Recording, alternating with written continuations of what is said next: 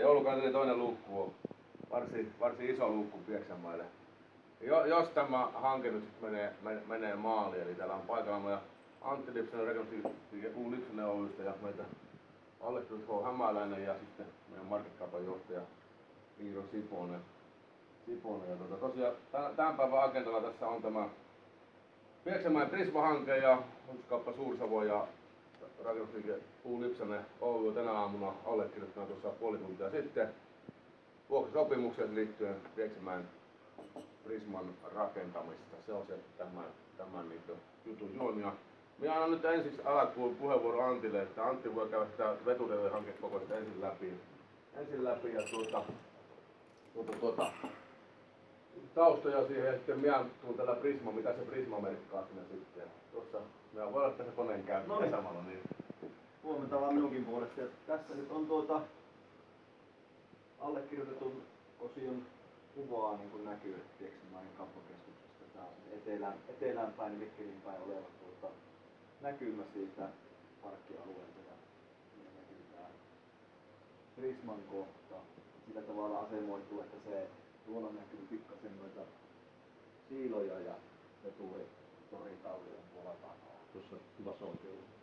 Se on niinku täällä takana. Joka tää nyt. Tuo kuva on niinku täältä päin. Joo. Siinä on 2 kuvaa, millä Antti puhuu puoli tuntia. Ja nyt niin tosissaan niin kuin Heikki sanoikin, niin Prisman kanssa on, Suur-Savon kanssa on tästä osiosta on livi paperissa ja tää niin kuin mahdollistaa, niin kuin tuossa äsken oli aikaisemmin puhetta, että nyt on niin kuin puheet jo enemmän takanapäin tuo osalta, että saadaan vahva sitoutuminen hankkeeseen tästä eteenpäin. Tää tarkoittaa käytännössä sitä, että Keskon kanssa on sellainen tilanne, että otetaan vielä virallista vahvaa päätöstä, mutta sen pitää lähiaikoina, että tämän Suur-Savon sopimuksen myötä me päästään tekemään näiden pienempien vuokralaisten kanssa myös tämä vuokrasopimus. Asiaa eteenpäin. Julkisivuhan näytti vähän niin kuin kraanista. Pakita, joo. Tää tulee samalla lailla. Joo, siinä oli sillä tavalla, että tämä liittyy kiinteästi veturitalleihin, niin siellä oli museovirastolla tiettyjä vaatimuksia. Ja tämä on käyty museovirastolla sitten heidän kanssaan tämä julkisivumaailma läpi. Tää sisäkäyttö on tuossa. Joo. Prisma tällä puolella ja Citymarket tuolla puolella. Sitten päästään tää pohjakuva eli ylhäältä päin. Niin hahmotatte, että se oli niinku tuolta suusta kuvattu tuonne. Prisma tuossa ja Citymarket tuossa ja tuossa päästä. Päästäänkö sitten kerran? Tuolla päin on niinku Mikkeli on täällä ja rautatie menee tuolla puolella. Joo. Ja veturitalleihin kytkeytyy, niin kuin tuossa näkyy, että se kytkeytyy tuosta kiinteästi tuohon ja tuohon veturitoriin. Tulee toimimaan kauppakeskuksen tapahtuma-areenana sitten tuo tori. Mutta kokonaisneliöitä vähän 36 000 neliöä on nyt tälle kauppakeskukselle, on bruttoneliöt, mitkä on tuossa suunnitelmassa. Ja tuo on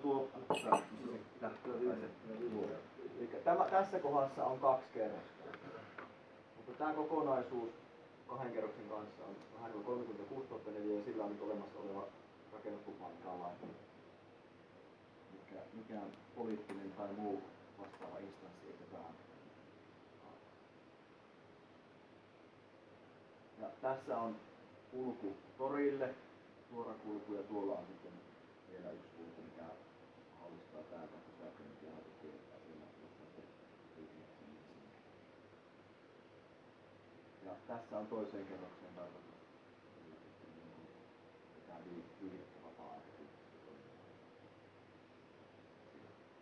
Näytäisi julkisille puolelle, näkyykö se toinen kerros siitä?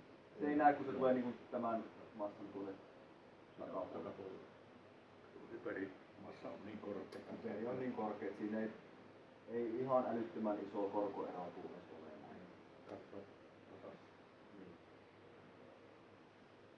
Ja siellä on sillä tavalla, että tässä kun veturitorilla kiertää se parvi, niin se on sitten asemoitu tämän kakkoskeskuksen samassa veturitorin parveen. Voi varmaan kertoa tätä se nyt toimii, mutta Niin täällähän nyt toimii tällä veturitorilla tai talleilla toimii, että tuossa on ravintola, yökerho ja sitten tässä on kunnon keskus, niin lääkäritoimintaa on Jannin mukaista, täällä toimii kahvia. Ja tuolla on sitten vähän näitä tämmöisiä pukukahvia. Laitetaan nyt veturitorilla. kyllä tuosta tulee, koska se vähän vuorovedellä vetää, niin mahtavaa, niin Stellan tapainen tapahtuma on keskustelus. Jos ja kun tämä rakentuu, niin tuo on niin iso sisätila, että siinä pystyy järjestämään vaikka mitä. Nyt oli esimerkiksi Pieksämäen joulukauden avajainen tapahtui tässä. Se on niinku aina semmonen säävarma paikka. Se on niinku tosi tärkeä. Niin Mikähän sen kapasiteetti on tuossa sisällä? 2000. Joo. Sama luku kuin tuo Stella Aula on semmoinen 1600. 2002. Ai 2002, joo, no se on niin. Sama Sama. Saa luvissa määritelty, paljon saa. Joo. Sama tuo.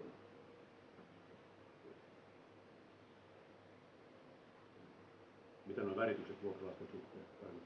Ei käytännössä sitä on vaan massatoitu itse, että Joo. on hahmottaa helpommin.